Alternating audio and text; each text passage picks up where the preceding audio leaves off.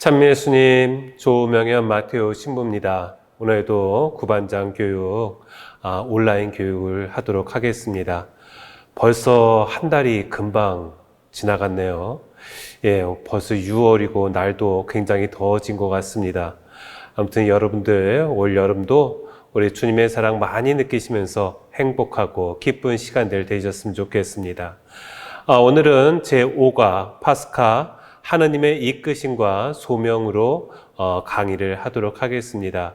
오늘 이 강의하는 이곳은요, 갑곶 순교성지입니다. 제가 있는 곳이고요. 이곳은 갑곶 순교성지의 성체 조배실에서 이렇게 강의를 하고 있습니다. 이거 처음 보시는 분도 굉장히 많으실 거예요. 궁금하신 분들은 저희 갑곶성지 오시면 되겠습니다. 그래요. 오늘도 여러분들과 함께하는 그런 교육 되었으면 좋겠습니다. 여러분들 에펠탑 효과라고 혹시 들어보셨는지 모르겠어요. 프랑스에 가면은 에펠탑을 많은 분들이 구경을 하실 겁니다. 이 에펠탑은 19세기 말에 프랑스 혁명 100주년을 기념하는 320m 철탑입니다. 이 철탑을 처음 지을 때 사람들은 반대하기 시작을 했습니다. 파리의 예술가 그리고 시민들이 엄청난 반대를 했었죠. 이것은 흉물이라고, 이것을 설치하면 큰일 난다고 다들 난리가 났었습니다. 그런데 지금 현재는 어떻습니까? 지금 현재 프랑스 하면 떠오르는 것이 아마 에펠탑이 아닐까 싶습니다. 이렇게 보면 볼수록 점점 더 친근감을 느껴지고 보면 볼수록 좋은 것으로 여겨지는 것, 이것을 가리켜서 에펠탑 효과라고 말을 합니다. 저는 주님과의 관계도 이렇지 않을까라는 생각이 듭니다. 주님과의 관계에 있어서도 편견 없이 그대로 만날 수 있도록 우리의 노력이 필요하다는 것이지요. 바로 주님께서는 우리와 늘 함께 하시는데 우리는 각종 편견으로 주님을 제대로 바라보지 못할 때가 너무나도 많지 않을까 싶습니다. 하지만 주님을 보려고 노력하면 노력할수록 주님은 더욱더 나에게 고마운 분, 나에게 사랑 가득하신 분, 나에게 절대로 없어서는 안 될 분으로서 만날 수밖에 없을 것입니다. 우리의 편견이 얼마나 대단한지를 제가 예전에 한번 체험했던 적이 있어요. 부산에서 이게 강의를 할 때였습니다. 부산에 강의를 하러 갔다가 부산에 지하철을 타고서 그 본당까지 가는 길이었어요. 그런데 그 지하철 안에 어떤 형제님의 모습에서 눈살을 찌푸릴 수밖에 없었습니다.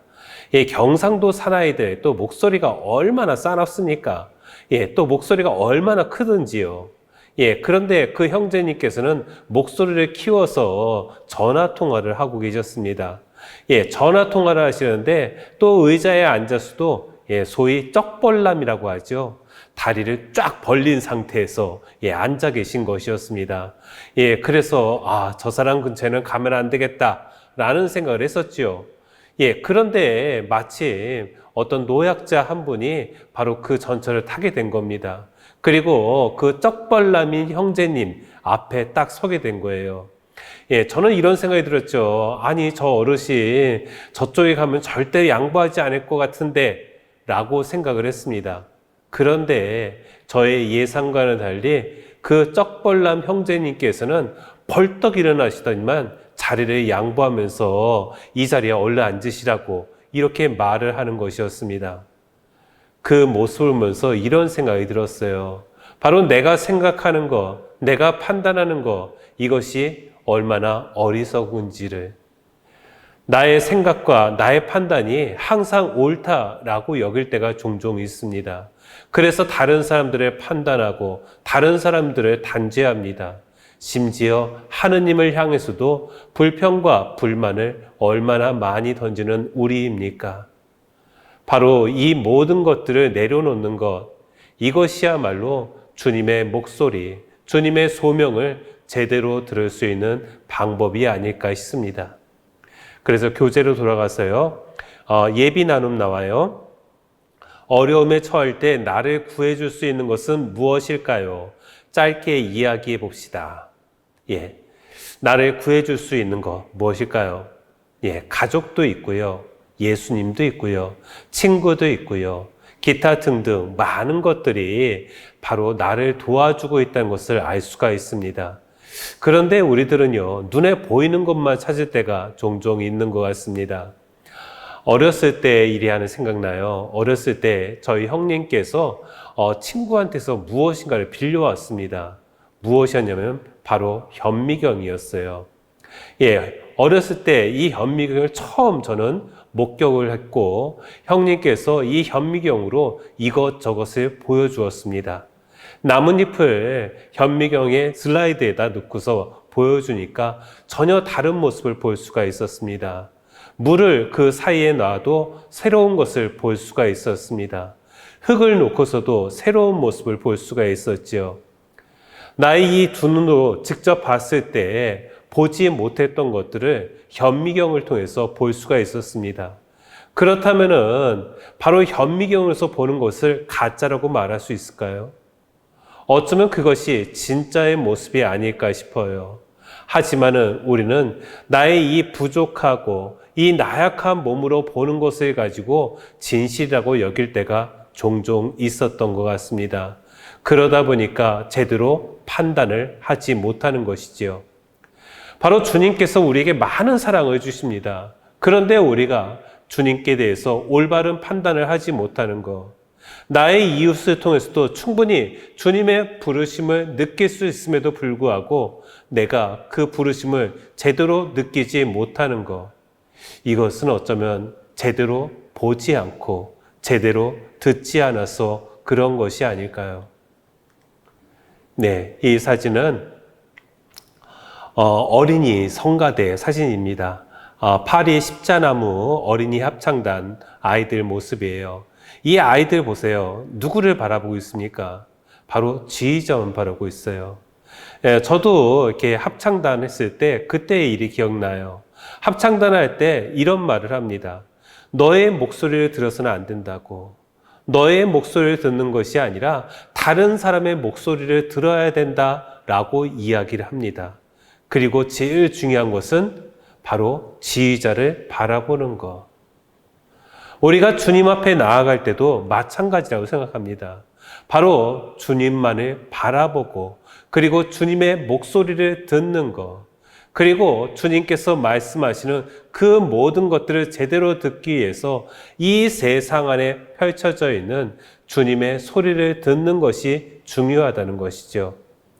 바로 이 모습은 주님께서 나에게 직접 이야기한다는 것, 이것이 아닙니다.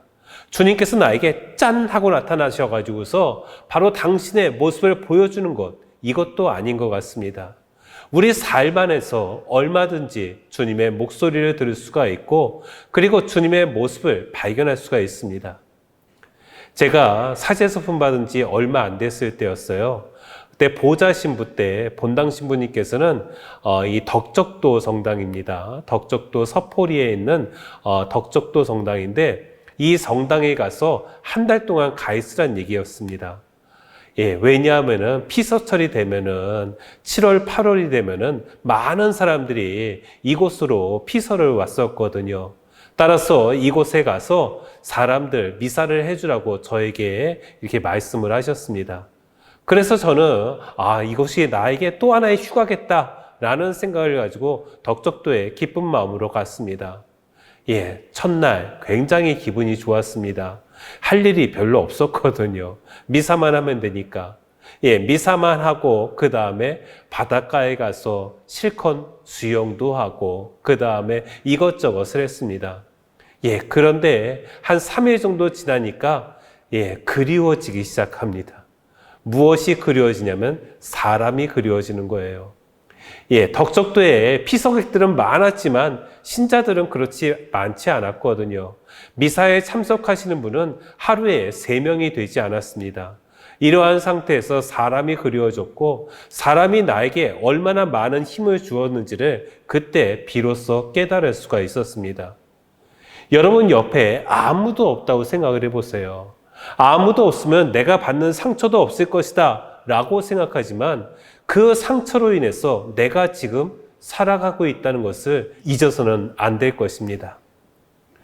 본 나눔으로 들어가죠. 이집트로 들어간 야곱의 가족들은 400년 동안 큰 민족으로 자라나게 됩니다. 이집트 왕 파라오는 이러한 이스라엘 민족을 두려워하여 그들을 억압하고 종으로 삼아 강제 노동을 시킵니다. 이에 하느님께서는 모세를 일으키셔서 그들을 약속하신 시온 땅 가나안으로 인도하십니다. 다음 물음에 따라 나누어 봅시다. 다음 성경 말씀은 모세가 떨기나무 불꽃 앞에서 하느님의 소명을 받는 부분입니다. 함께 읽고 알맞은 내용을 찾아 빈칸을 채워봅시다. 주님께서 말씀하셨다. 나는 이집트에 있는 내 백성이 겪는 고난을 똑똑히 보았고 작업 감독들 때문에 울부짖는 그들의 소리를 들었다. 정녕 나는 그들의 고통을 알고 있다. 이제 이스라엘 자손들이 울부짖는 소리가 나에게 다다랐다. 나는 이집트인들이 그들을 억누르는 모습도 보았다. 내가 이제 너를 파라오에게 보낼 터이니 내 백성 이스라엘 자손들을 이집트에서 이끌어내어라. 여기서 중요한 그 가로의 단어가 우리가 모두 기억해야 될 것 같습니다. 주님께서 보았고, 주님께서 들었고, 주님께서 알고 있다는 거예요. 우리가 이 사실을 잊어버릴 때 주님께서 나와 함께 한다는 것을 우리는 자주 잊어버리는 것 같습니다. 그래서 작은 것에 감사하지 못하고 항상 불평, 불만을 할 수밖에 없는 것이죠. 이런 예가 생각나요. 어떤 부잣집에 커다란 불이 났다고 합니다. 그런데 그 앞에서 행여자 2명이 이야기를 하고 있었습니다. 이 행여자들은 바로 아버지와 아들 관계였죠. 아버지에게 아들이 말합니다. 아버지, 우리는 집이 없으니까 이렇게 불날 일이 없네요. 라고 말을 합니다. 그러자 아버지가 이렇게 말합니다. 당연하지. 너는 아버지 잘 만나서 불도 안 나고 얼마나 좋은지 모른다고 이것을 잊어서는 안 돼. 항상 감사한 마음을 가져야 돼. 라고 말을 합니다. 그래요. 이 대화를 보면서 이런 생각이 들었습니다. 감사할 일은 너무나도 많다는 것이죠. 감사할 일들이 정말로 많은데 우리는 감사할 일 그 자체가 없다고 생각을 합니다. 내가 주님께서는 나를 보시고 나의 목소리를 들으시고 나의 모든 것을 다 알고 계신데 우리는 보려고 하지 않고 들으려고 하지 않고 알려고 하지 않다 보니까 바로 주님께 감사의 이유를 못 찾는 것 같습니다. 우리가 코로나로 인해서 지금 성당 모습은 거의 이렇습니다. 올 1월 초에는 미사할 때 20명 이내로 해야만 했습니다. 미사하는데 너무나도 힘들었습니다. 그러다가 좌석수의 10% 입장이 가능하다고 했을 때 얼마나 기뻤는지 모릅니다. 그리고 얼마 뒤에 20%까지 가능하다고 하니까 이제는 더 이상 소원이 없다. 이 정도까지 된 것 같습니다. 하지만 우리 인간의 욕심은 그렇지 않은 것 같습니다. 계속해서 조금만 더, 조금만 더, 바로 이것을 외치고 있는 나의 모습이 아니었는지를 반성해 봅니다. 그래요. 생각해 보면은 바로 지금의 상황에서도 충분히 감사할 수 있었습니다. 감사하지 않는 이유를 찾는 것, 이것이 아니라 감사할 수 있는 이유를 찾는 우리가 될 필요가 있습니다. 앞에 성경 말씀처럼 하느님께서는 우리의 힘듦, 고통, 어려움, 아픔, 슬픔, 한숨, 신음 등을 다 보시고 들으시고 알고 계시는 분이십니다. 특별히 우리 구역, 반공동체나 내가 처한 문제 가운데 하느님께 의탁하고 싶은 것이 있다면 이야기해 봅시다. 현재 억울한 일로 오해를 겪고 있는 중이지만 하느님께서는 진실을 보시기에 내 편임을 믿는다 라고 말할 수 있겠죠. 늘 반복되는 죄를 짓는 나이지만 하느님께서 헤아려 주셔서 조금씩 성장하는 신앙인으로 거듭나고 싶다. 이렇게 말씀도 하실 수 있을 것 같습니다. 그래요. 우리의 삶을요, 우리가 보통 마라톤에 비유하곤 합니다.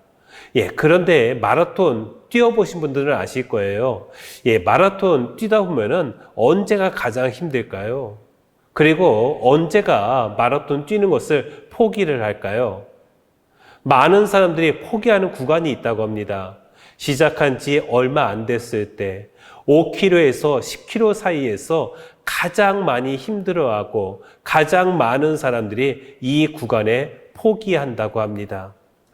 사실 처음에는 한 30km 이상 되는 구간에서 많은 사람들이 포기하지 않을까라고 생각이 들었습니다. 왜냐하면은 그때가 가장 힘들 때이기 때문에 그렇지요. 그런데 그때는 거의 포기하지 않는다고 합니다. 왜냐하면 조금만 더 힘내면은 나는 완주할 수 있어 라고 생각하기 때문에 그렇지요. 어쩌면 우리가 하는 것들을 잘 떠올려 보면은 항상 초반에 그만두었던 것 같습니다. 어떤 계획을 세웠어도 초반에 그만두지 않았습니까? 작심삼일. 그래서 이러한 말도 있는 것이겠지요. 실제로 운동을 시작하신 분들 계십니다. 실제로 운동을 시작하신 분들도 처음에 운동을 하다가 이렇게 말씀을 하십니다. 이 운동은 나하고 맞지 않는 것 같아. 나는 다른 운동할 거야. 하면서 바꾸는 분들 굉장히 많은 것 같습니다. 바로 이렇게 방향을 바꾸는 것, 이것이 언제겠어요? 항상 초반에 그러셨습니다. 초반에 포기하시고 초반에 힘들다고 말하고 초반에 안 하는 이유를 합리화시키는 우리였습니다. 아시는 분은 아시겠지만 저는 자전거 타는 거 매우 좋아합니다. 자전거 타는 거 매우 좋아하는데요. 자전거 탈 때 평지만 달리지 않습니다. 이 사진에 나오는 것처럼 이렇게 험한 산도 오를 때도 종종 있습니다. 산을 오를 때 사실 쉽지 않습니다. 정말로요. 땀이 비 오듯이 막 쏟아지고요. 정말로 포기하고 싶은 생각도 참 많습니다. 그런데 언젠가 한번 평창 쪽으로 자전거 탈 일이 있었습니다. 그때 오르막길만 몇 킬로를 계속 오르는 길이었습니다. 정말 힘들었고요. 숨이 턱까지 찰 때였습니다. 바로 같이 타고 있던 분께서 이런 말씀을 하세요. 신부님 힘내세요. 오르막이 있으면 내리막도 있습니다. 라고 말씀하시는 것이었어요. 그 오르막을 거의 1시간 가까이 올라갔습니다. 진짜 힘들었습니다. 그런데 올라가니까 내리막이 있더라고요. 내리막에서 어떻게 됐을까요? 정말 신나게 내려왔습니다. 오르막을 1시간 가까이 힘들게 올라갔는데 내려가는 시간은 한 10분이 채 안 되었던 것 같습니다. 하지만 그 내려감의 시간이 너무나도 기분이 좋았고 다시 이러한 오르막이 있었으면 좋겠다라는 생각이 들 정도였습니다. 그래요. 우리의 삶을 한번 떠올려 보죠. 우리의 삶도 이렇게 오르막이 있고 내리막이 있습니다. 오르막이 1시간 가면 내리막도 1시간 갈까요? 그런 경우는 저는 한 번도 본 적이 없었던 것 같습니다. 나에게 고통이 10이 있었으니까 나에게 기쁨도 10이 있어야 돼 라고 생각해서는 안 된다는 것입니다. 나에게 고통이 10이 있어도 나에게 기쁨 1만 있어도 우리는 충분히 만족할 수 있고 이 세상을 힘차게 살 수가 있는 것입니다. 그런데 우리는 바로 항상 내가 10의 고통을 받았으면은 10의 기쁨이 있어야 돼 라고 생각하면서 우리가 감사하지 못하고 불평불만을 하는 것이지요. 일본의 작가 아이다 미츠오라는 분이 넘어짐 덕분에 라는 시를 이렇게 쓰셨어요. 한번 읽어드리겠습니다. 넘어지고 쓰러진 덕분에 사물에 대해 깊이 생각하게 되었습니다. 실수와 실패를 반복한 덕분에 조금씩이지만 사람이 하는 일을 따뜻한 눈으로 보게 되었습니다. 몇 번이나 궁지에 몰린 덕분에 인간으로서 연약함과 777 못함을 진저리가 날 만큼 알게 되었습니다. 속고 배반당한 덕분에 바보처럼 정직하고 친절한 인간의 따뜻함을 알게 되었습니다. 그리고 가까운 사람의 죽음을 마주할 때마다 인생의 덧없음과 지금 여기 살아있다는 사실의 소중함을 뼈저리게 맛보게 되었습니다. 그래요. 넘어짐 덕분에 깨닫게 되는 것 분명히 있습니다. 그렇기 때문에 우리가 감사할 수 있는 것이고, 그렇기 때문에 주님을 바라볼 수 있는 것 같습니다. 사실 주님의 말씀을 항상 기억하면서 주님과 함께하는 사람은 절대로 포기하지 않습니다. 그리고 좌절하지도 않습니다. 희망을 잃지 않습니다. 가장 대표적인 분이 아마 성모님이 아닐까요? 성모님께서 예수님 잉태 소식을 들었을 때 한번 생각해 보세요. 루카복음 1장 26절에서 38절에 이렇게 나오죠. 하느님께서는 가브리엘 천사를 갈릴레아 지방 나자렛이라는 고을로 보내시어 다윗 집안의 요셉이라는 사람과 약혼한 처녀를 찾아가게 하셨다. 그 처녀의 이름은 마리아였다. 천사가 마리아의 집으로 들어가 말하였다. 은총이 가득한 이여 기뻐하여라. 주님께서 너와 함께 계시다. 이 말에 마리아는 몹시 놀랐다. 그리고 이 인사말이 무슨 뜻인가 하고 곰곰이 생각하였다. 천사가 다시 마리아에게 말하였다. 두려워하지 마라, 마리아야. 너는 하느님의 총애를 받았다. 보라, 이제 네가 잉태하여 아들을 낳을 터이니 그 이름을 예수라 하여라. 그분께서는 큰 인물이 되시고 지극히 높으신 분의 아드님이라 불리실 것이다. 주 하느님께서 그분의 조상 다윗의 왕자를 그분께 주시어 그분께서 야곱 집안을 영원히 다스리시리니 그분의 나라는 끝이 없을 것이다. 마리아가 천사에게 저는 남자를 알지 못하는데 어떻게 그런 일이 있을 수 있겠습니까? 하고 말하자 천사가 마리아에게 대답하였다. 성령께서 너에게 내려오시고 지극히 높으신 분의 힘이 너를 덮을 것이다. 그러므로 태어날 아기는 거룩하신 분, 하느님의 아드님이라고 불릴 것이다. 내 친척 엘리사벳을 보아라. 그 늙은 나이에도 아들을 잉태하였다. 아이를 못 낳는 여자라고 불리던 그가 임신한 지 6달이 되었다. 하느님께는 불가능한 일이 없다. 마리아가 말하였다. 보십시오. 저는 주님의 종입니다. 말씀하신 대로 저에게 이루어지기를 바랍니다. 그러자 천사는 마리아에게서 떠나갔다. 아주 감동적인 부분이 아닌가 싶습니다. 예수님의 잉태 소식을 들었을 때 바로 마리아는 바로 그 모든 것을 다 받아들이지요. 아시는 분은 아시겠지만 성모님께서 그 당시의 나이가 한 15살쯤 된다고 합니다. 왜냐하면 그 당시에 약혼할 때의 나이가 보통 15살이었으니까요. 지금으로 치면은 중학생밖에 되지 않습니다. 중학생이 결코 나이가 많다라고 할 수 없겠지요. 세상 물정 아무것도 모른다라고 하겠지요. 요즘에는 무서운 중2병이라고 말도 하는 것 같습니다. 아무튼 중학생의 나이, 그 나이에 이렇게 어마어마한 이야기를 듣게 됩니다. 하느님의 아드님을 잉태하게 된다는 사실. 아직 성모님께서는 결혼도 하지 않은 상태였습니다. 그 당시에 결혼하지 않았는데 아기를 가지면은 바로 간음했다고 해서 공개적으로 돌에 맞아 죽었습니다. 바로 이 사실은 죽음과 더욱더 가까운 상태에 있다는 것을 이야기합니다. 15살이란 나이, 그것을 받아들이기가 쉬웠을까요? 그렇지 않았을 것입니다.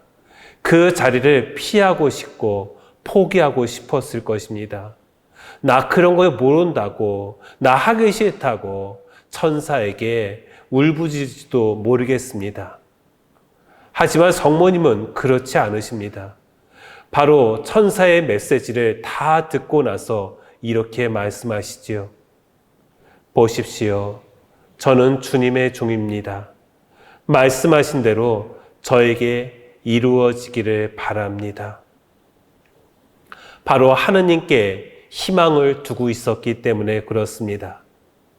바로 지금 이 세상을 보면은 특히 우리나라의 경우 불확실성의 세상이 아닌가라는 생각을 해보게 됩니다. 지금 현재 우리나라에 공무원 시험을 준비하는 사람이 자그마치 40만 명이 넘는다고 합니다. 왜 사람들이 이렇게 공무원 시험에 집중을 할까요? 공무원 시험에 합격을 하면은 곧바로 안정적인 직장이 주어지기 때문에 그렇습니다. 그래서 사람들은 안정적인 직장을 모두가 찾는 것 같습니다. 선생님을 찾으려고 하고요. 의사가 되려고 하고요. 법조인이 되려고 하고요. 바로 안정적인 직장을 찾는 것. 그래서 이렇게 불확실성의 세계에서 내가 안전한 생활, 확실한 생활을 할 수 있다라고 젊은이들은 생각하는 것 같습니다. 바로 이러한 불확실성의 세상에서 과연 미래를 바라볼 수 있을까요? 미래를 바라보는 사람은 희망을 갖고 있는 사람입니다. 지금 현재 미래를 바라볼 수가 없어서 결혼을 하지 않는 사람이 많이 늘어난다고 하지요. 미래를 불확실하게 생각하기 때문에 아이를 낳지 않는다라고 자신 있게 말하는 사람도 굉장히 많은 것 같습니다. 이러한 불확실성의 시대에 우리가 해야 될 것은 바로 확실한 미래를 바라보는 것. 바로 주님이라는 미래를 바라보면 어떨까요? 바로 주님께서 약속하신 하느님 나라를 바라보면 어떨까요? 바로 주님께 대한 믿음을 통해서 우리는 불확실성의 시대에서 확실성의 시대를 살 수가 있을 것입니다. 이를 위해서는 내 자신의 모습도 변화되어야 할 것 같습니다. 이 사진을 보면은 어마어마한 생선이 있어요. 이 생선은 2000몇 년인지 확실히 잘은 모르겠는데요. 인도네시아의 어느 호수에서 잡힌 금붕어라고 합니다. 글쎄, 무게가 자그마치 15kg라고 합니다. 그리고 이 금붕어의 길이는 1m가 넘어요. 생각을 해보세요. 여러분들이 상상하는 금붕어 이렇습니까? 그렇지 않아요. 금붕어의 모습을 보고서 사람들은 아우 징그러 라는 말들을 많이들 하십니다. 금붕어는요, 이런 모습이 아니거든요. 바로 우리가 생각하고 우리가 봤던 금붕어의 모습과 다르다 보니까 징그럽다고 혐오스럽다고 말을 하게 됩니다. 우리가 주님 앞에 나아갈 때도 바로 주님께서 보시기에 좋은 모습으로서 변화되어야 하는 것 같습니다. 주님께서 가장 싫어하는 것이 바로 사랑과 정반대의 모습으로 살아가는 거지요. 그 모습은 정말로 보기 흉하고 그리고 혐오스럽다라고 말씀하실지 모르겠습니다. 주님께서 원하시는 모습은 사랑하는 모습이고 주님께서 원하시는 모습은 바로 주님께서 약속하신 하느님 나라를 희망하는 모습이었습니다. 바로 그러한 모습으로 우리가 살아야 되지 않을까요?